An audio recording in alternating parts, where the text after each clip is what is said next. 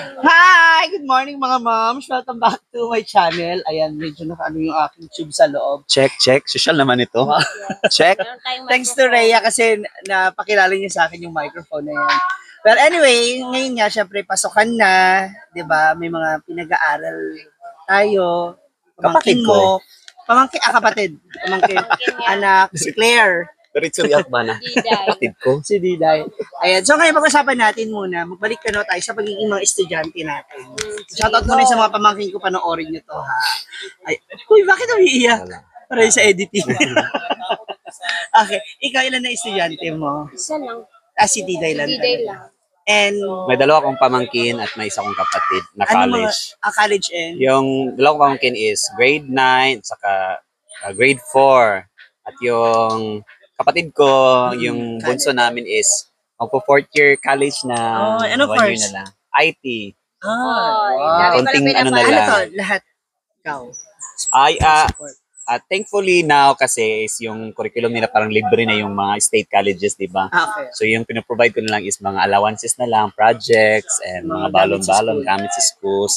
So, thank to DepEd. Ay, DepEd, CHED pala yung sa college. Actually, dapat noon pa yan. Aminin natin. Kasi kasama yan sa mga rights ng tao.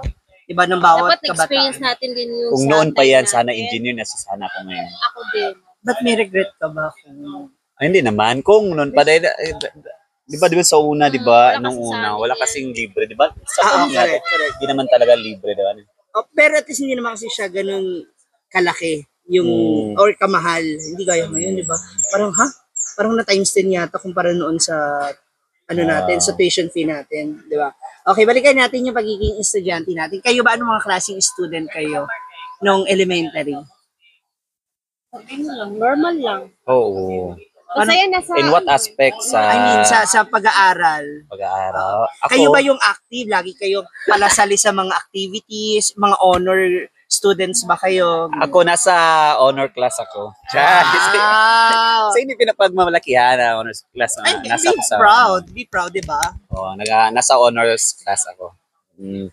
May mga ano ka, may mga top, ganyan. Lagi ka rin sasama sa mga top. Hindi, honor, yung klase lang talaga Higher- namin so honor higher class section. Pero yung sa mga top na hindi kasi nagbibigay ng electric fan yung mama ko sa hindi nagbibigay ng Mabay din electric na tsaka fan. may award. Si Rhea, ikaw. Ako, ano lang ako, tahimik, nasa gilid lagi. Hindi ako honor student. Yung mga elementary days ko. Nakikita mo ba yung sarili mo kay Diday? Nung Hindi. Bakit? Ano si Kasi Diday? si Diday ngayon, iba siya ngayon. Kanina Very siya active. Active, very active talaga siya. Siguro malaki rin kasi yung impact, yung tulong ng mga gadgets, nung True. high-tech. As in. No? Yung parang mabilis na para sa kanila na Google. matuto sa lahat ng bagay. Diba? Makinig, socialites. Nabubuli ba kayo noon? Or kayo yun ang bubuli? Ako nabubuli ako. Nabubuli talaga. Totoo ba? Bakit? Paano? Ano pang asar? Ako kasi nung una is hindi ako nagsushort dahil sa kabataan ba marami akong Ano tayo dyan? sana kagid Mga sugat, tama mga peklat. kagid sa amin yung Makoka. so marami ano yan madami talaga ako din nga sa Bating kalye ka. I mean, lagi ka na sa kalsada. kaya palagi ako nag-long Pantalon. pants. So, yun yung pang-asar sa'yo. At nung una talaga maitim talaga ako. Sobrang itim. Baluga. Baluga. Ikaw? Kahit ako din, kasi laking bukid ako, maliit pa kami, nasa bukid kami nag-aaral. So, ganun din, maitim, ang daming mga sa balat. So, parang, ay, pangit mo neto. Ano pang-asar sa'yo? Pangit, ganun. Ay, pangit. Ako talaga, baba talaga, tsaka noon. Bata. Kaya nga nung growing up high school, parang dead man na lang ako. Kaya ngayon, okay lang. Nasanay na parang nakakasawa. Pero una, na-hurt ka. Nung bata ka, syempre. Di ba, alam mo nung ayaw, pag bata tayo, talagang lalaban tayo. Wala Pero totoo naman talaga, mga pangit naman talaga. Pero there was one time na bully ako, talagang sinasaksak ko yung classmate ko ng ballpen sa mukha. Ay, Ano to, high school na? Elementary Ay, ka. Hindi ko magagawin sa high school. Parang may ano ka na, may takot ka na dyan sa sa mga elementary days, di ba? Tapos magkano baon nyo pala na? Magkano baon? 3 sa akin, 5. Piso sa akin, piso. Magka-batch Magkabatch Kayo kami. nila Brenda. So, hindi kami minsan nagkaklase ni Rhea. Pero magkabatch talaga kami. Excuse me. Okay. Ano yun natin? 3 tsaka piso. Parang 5 piso yata. 5 Ano yun? piso, High school. pinakamalaki. High school. At saka may piso pa nun, di ba? Pawa piso, Malaki, ice candy piso. piso. Ice candy din piso, Yes. di ba? Tsaka yung mga, ewan ko kung puso sa inyo rito yung sa sopas, yung sa cup. Wala. Cup and saucer. Hindi. Meron Nung kami panahon noon, namin. parang piso sa amin yun noon. Sa Manila kasi uso yun. Bago pa nagkaroon ng feeding program. So may okay. mga tinitinda ng ganun sa mga kantin. Okay. Nung high school naman kayo, since magkakabatch kayo nila Brenda, ano yung naging best experience niyo nung high school throughout buong high school days? Sa high school ko, napaka-active ko na academically, sa mga sa co-curricular activities, mga sayaw, whiskey, Kantahan. yan. Sa pag high school kasi is yung mga bright na sa amin doon sa mga private schools. So yung mga bright din na hindi over average, yung kami na, so doon kami sa Makakalaban. public school. So nawala na yung mga pinaka-bright sa amin doon sa private school. So kami na yung mga bright sa so nag-ano na yung mga bawat barangay dahil nung una kasi isa lang yung high school, di ba? So yung mga matalino sa kanyang barangay, so doon na isa-isa. Oh. So dapat competitive ka na dahil para ikaw na yung representative ng school mo na ikaw yung pinakamatalino. Sa kanila. Yun. So dapat maging competitive ka dahil Nagkaroon ka na ng honor niyan? Oo. Pasok ka na sa honor top student 10. ako. Kasi siya, Mag-classmate na kayo niyan? Or Hindi, batch kami, pero Batch nagkikita kami, hindi kami talaga masyadong Close close. pa. Sa classroom nyo, ikaw, naggagano ka na rin? Hindi. Tahimik talaga ako, Ma'am Shiji. Hindi- Kahit sa high school. Hindi Pero ka yung mga friends ko, mga cooperative, gano'n? Hindi, sumasali ako minsan mga sayaw-sayaw, pero minsan lang, kantahan. Yung pagkailangan kasi Ah. inutos ni teacher. At saka may grado. Oo, may plus Oo, grade kasi tama. yan talaga noon. Ganun lang. Sa bagay, unti pa lang kasi ang populasyon natin, hindi gaya Hindi ngayon. kagaya ngayon na may morning. Ilang section kayo noon? 7, no? 7. 7 lang, kami 10 lang. Tapos ngayon, ilang section na? Ngayon, ano na, iba na yung Marami morning, na. tsaka iba na yung afternoon. Sa isang room lang At saka ang dami na ng high school. Nung una, parang kami lang, isa lang sa bawat lungsod. Ngayon, marami na. So itong buong Hasan, halos kayo Isa na lang. yun. Kami lang. So yung iba, yung mga taga-Sulana. Kaya nga sila Brenda, doon na nag-school dahil ngayon, kaya di ba may high school na si Cara dahil sa Los Banso na dahil meron na. Okay. So isa lang ang high school isa lang talaga. high school. Ang school na high school isa lang. So sa Sentro bagay lang. ngayon, Nasa marami. bukid, nakikinig kaklase namin. Okay. Ano yung pinaka hindi nyo makakalimutang nangyari sa inyong high school? Hindi ko makalimutan. Mabait kasi ako sa high school. Hindi ako wala, siguro nung time na may isang beses na kami, ibang hindi kami pumasok. So, sumama ko sa mga klase ko. Nagkating ka. Nagkating kami. Sumama ako isang beses lang. Uy, nagawa ko rin yun. Dahil pagpasok Yan ang namin hindi ko na-experience. pagpasok namin sa bahay nila, iba yung tumambad sa akin. As in, nanood pala sila ng ex-Cuba. Ganun na talaga ako. As in, naglaway-laway ako. Hindi ko na alam kung anong Nataranta ka, nagulat ka. first time. Yun lang, siguro. Ikaw, never ka Hindi nagkating. ko na-experience yan. Dahil, Kaya apaka-active kasi ako. Focus. Focus rin ako Focus sana. mo sa- Dahil nga sa honor student ka, dapat. ako nalagay lang ako sa pressure kasi si mama nun, nung elementary kasi nasa section 2 na ako. So, nung Sa nag-high honor school student ako, ka, active ka. yes, sports, sayaw, glee, everything, halos lahat ng pwedeng salihan. Nung high school ako, na-pressure ako kasi bumagsak ako sa lower section no first year. So sabi niya, hindi ka maglalaro ng volleyball, hindi ka hahawak ng bola, hanggat hindi ka graduate ng nasa higher section. So, matanong ko, naging factor ba yung paglaro talaga na volleyball? Yes. Kasi Sa hindi ka makapag-focus sa aral kasi halos maghapon kami nagpa-practice. Nag-ensayo, then after that, magbabanding kayo ng mga co-player mo. Totoo yun, hindi mo siya mapagsasabay talaga. Kaya nung 3 years ko sa high school, hindi talaga ako nag-volleyball. 4th year na. Nung nakuha ko na yung section, nakapasok ako ng section 1, sabi ko mag-graduate ako na nasa section 1 ma. Sabi niya, sige, mag-volleyball ka na, pwede na. So kahit hindi ako makasama sa top student or honorable, actually malabo kasi galing ako sa lower section, may mga line of 7 ako.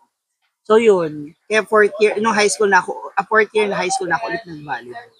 So, it's a good thing na binitiwan mo muna yung volleyball. Yes. So, para ako na-interview.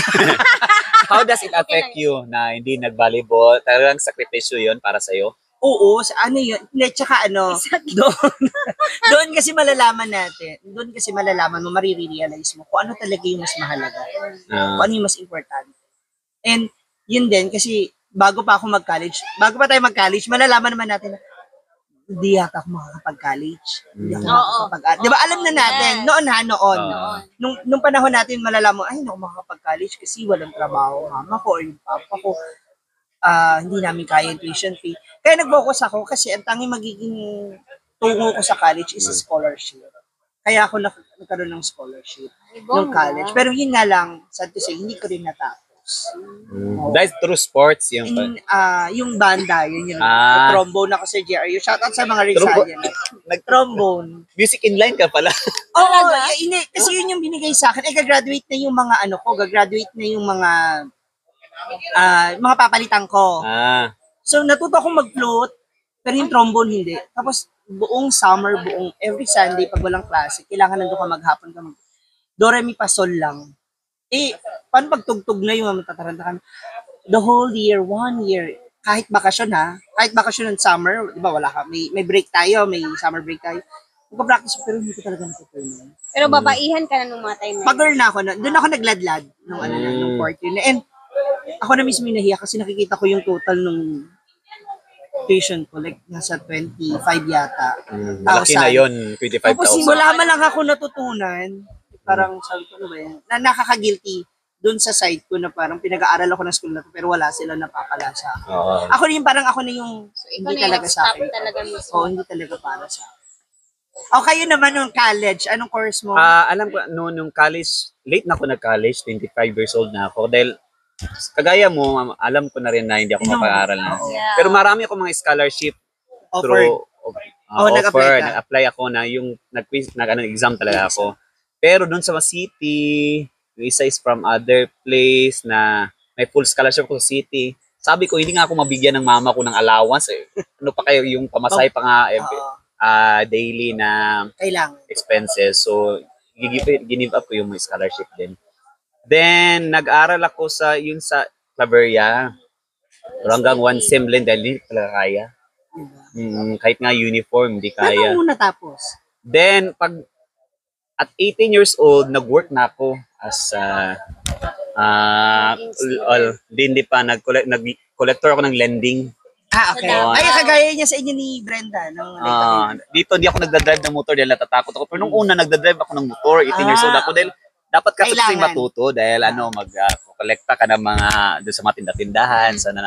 So after, hindi rin nagtagal, 18 years old. So, pag uwi ko dito, 90 years old ako, doon ako nakapasok sa bank kung saan ako working student. So, may kakilala ko sa church na wala na yung parang janitor nila na pwede ba ako pumalit. So, part-time lang siya, hindi naman po all day talaga maglilinis. So, na-close ko na yun. Ang nag-spark talaga sa akin yung mga katrabaho ko na nung nagtatrabaho sa bangko na why not daw, sayang daw ako dahil may capabilities naman ako, capacity to na mag-aral, why not daw na magpatuloy ko. Then through that, sabi nila sila lang daw ang aako sa whole projects ko, mga projects, mga kaya allowances, then i-loan ko na lang yung mga tuition fee. Pwede ko namang i-loan yun. So may sweldo naman ako as a part-time utility worker, janitor. So yun, after 2 years doon nag-start ako. So working student ako daytime, paggabi school ako. Paano ka naging manager niya? After nag-graduate ako, so kilala ko na talaga ang bank dahil 7 years ako nag-janitor ha. So kilala nila ako. Urong sulo. Sila nga yung nagbayad ng after mag 4th year college ko, sila na yung nagbayad ng whole tuition fee ko at ginip up ko na pag hindi na ako makafocus din mag-thesis ka na, So ginip up ko na. You really have to focus. Have to focus. So hindi na ako nag-janitor. Then after sila nagbayad ng tuition fee ko, ganyan na. Pero doon ako first time sila nagpapasok ng OJT. Diyan din ako nag-OJT. Dahil anong course mo? Business business administration. So nagtatrabaho ako morning, school ako 3 p.m. until 9. So yan. So pagka-graduate ko, nagtrabaho pa ako naging medrep ako, medical representative sa mga hospital. Mga nabibenta ng gamot. Nagbibenta ng gamot sa mga doktor, nag-explain ka naman, nakakatakot, Yes. Sa ano yan? nag-explain ka na ang gamot Chika. dahil ganun. Best in sales yan Oo, dapat. dapat chika ka. Dapat alam mo rin yung gamot na nakakatakot talaga ni mga doktor talaga na pala tanong, ganyan, yan. Sabi ko na lang, Dok, balik lang ako, Dok. So after nun, pag hiring sa teller doon sa bangko, kung saan ako nag-working student, hindi na pina-applyan, hinintay ako na mag-resign doon sa previous job ko. So after a month, automatically, na. Parang ano na lang yun, parang process na lang yung interview, pero alam ko nang pasok na ako dahil kilala na nila ako. Ano ko na lang yung para ano ba tawag na? Requirements na lang ba na yung interview, exam, para na lang sa For formality. for formality na lang. So, pero alam ko naman, doon nag-start. Kasi hindi sila Hanggang sa naging naging manager head ako ng siya. bangko. Mukhang ikaw na yung magbibigay ng panibagong branch ng bangko. Iba talaga yung experience ni Argel. Ikaw, Rhea, ano naman yung naging story mo dun sa college days? Ano lang, pagka-graduate ko ng high school, agad-agad Anuhan na kayo agad. Hindi, nag-working student na ako kasi yung kakilala ni mama, kumbaga yung amo niya, kinuha na ako agad-agad, sabi mag-stay ka dito, wala kang gagawin, hindi ka papasok sa college, baka mabuntis ka agad-agad or makapariwara ka, kinuha na ako agad-agad niya. Tapos, basta 7 years ako dun sa kanila, and then, hindi ko talaga kayo, bobo nga ako sa Hindi, mahina. Mahina, parang gano'n. Mahina lang. Nakailang Imposibleng bobo kasi ang gaganda ng mga editing mo eh. nakailang shift ako sa kurso, Course. day. Kasi hindi mo alam talaga kung anong gusto mo eh. Tapos yung amo ko, pag sinabi ko hindi ko kaya talaga, ate, ganito, di mag-shift ka ng ibang inaano niya ako ba? Ano yung gusto ko? Gora lang dyan. Parang feel ko din, parang gusto ata ni ate magtagal ako dito, parang forever na talaga. Kahit mag-shift pa ako ng ibang, mga ilang kurso dyan, ganon.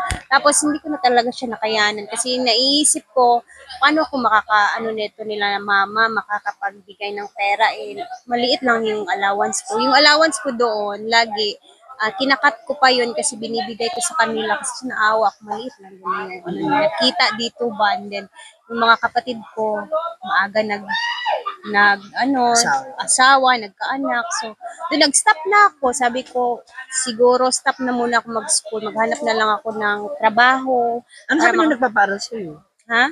Ano sabi nung nagpaparal? Wala silang nagawa kasi gusto kong umalis na Kumbaga, mag-change na ng shift sa life ko or line, maghanap ng trabaho, ganun. So, di ko Kasi talaga diba, siya nung panahon natin, talaga noon yung mga edad natin ng mga batang 80s or early 90s pa, ang gusto natin kapag nakapag-high school na tayo, saan makapagtrabaho na. Kasi gusto na natin kumita. Diba? Kasi ako noon, nung nakatrabaho agad ako at kumita ako ng pera, isa yun sa mga parang, nung kumita na ako, nakalimutan ko na yung edukasyon, nakalimutan ko na yung halaga ng education. And kaya sabi ko, kung may chance, siguro babalik ako. Pero siguro mga 2 years course na yun. Yung mabilis lang. I mean, hindi para may masabi lang na may natapos ako, kundi para ma-fulfill ko lang din yung regrets ko sa isip ko na, tinapos, sayang, sana yung ganon, di ba, parang ang saya sana. Kaya nga sinasabi ko sa mga kabataan ngayon, lagi kong in-inspire sila na, alam nyo, engineer talaga yung gusto ko, kaso hindi kaya na family ko, yung tuition. Kaya kasalanan na ninyo kung hindi kayo makapagtapos dahil libre na binigay sa inyo ng gobyerno, di ba? Yes. So, grabe. Lalo na ngayon ang opportunities hindi na to hinihingi, binibigay na halos, no? Kaya sana to everyone, especially sa mga student na nakakaranas yung doubt, yung parang nagdadalang isip pa kayo or yung tinatamad or ayaw mag-aral or nakakaramdam ng dahil mahina sila or baka wala sila marating, no. Kasi aminin nyo sa hindi, may mga kabatch tayo na noon na ngayon pag nakita ninyo, ay, hindi mo akalain na, ano lang yan dati. Yes. Tapos ngayon gano'n na siya. Wow na siya, diba? May klase akong pinakakopya pala pero pulis na ngayon. Diba?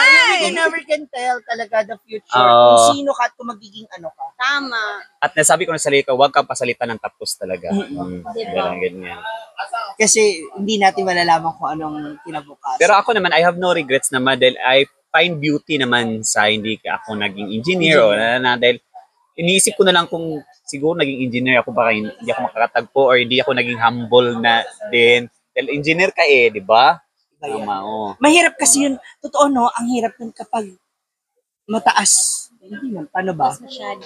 Pero hindi ko sinasabi na mga Yung engineer iba, yan masama ugali. Hindi. sa akin lang ba? Para sa akin. Yan Based na on lang our experience, may mga ganun engineer things, diba? Pero shout out to my engineer friend. Hi, Engineer Joy. Marami na mga engineer din naman at mga Oo, doktor na talagang humble din. Siguro kasi may mas better plan sila. Yan I mean, talaga diba? may plan. Even us, kasi ikaw sabi mo mahina yun. May dahilan si Lord bakit kailangan mong pagdaanan yung mga ganun. Yeah. Especially to all the students out there, kung napapanood nyo to, yun lang, kapag nandiyan na yung opportunities, Grabe. grab na. Oh. Diba? Maubusan pa kayo ng oras. Oo. Kaya naman sa lahat ng mga, sa anak mo, ikaw ba may dream ka for your Siyempre, gusto ko Diday? lang, simple lang naman yung dream ko. Makapagtapos, lang siya, maging masaya. Ayaw kung yung gusto ko yung masusunod. masusunod? Para hindi siya ma-pressure. Then, nasa lang naman ako. Mag-guide lang ako lagi. Simple lang.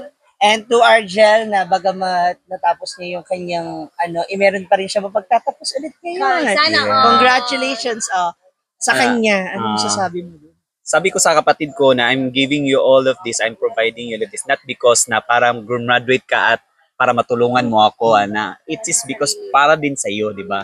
Dahil ayaw kong ma-experience mo yung na-experience ko, di ba? Kaya pinoprovide ko sa kanya dahil alam ko yung feelings na wala, di ba? Ang hirap.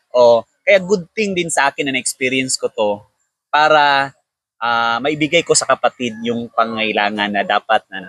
Hindi, Though it is not a responsibility and obligation ng kapatid because it's your choice. Choice mo yun. Kasi baka isipin nila, hindi naman yun. Hindi.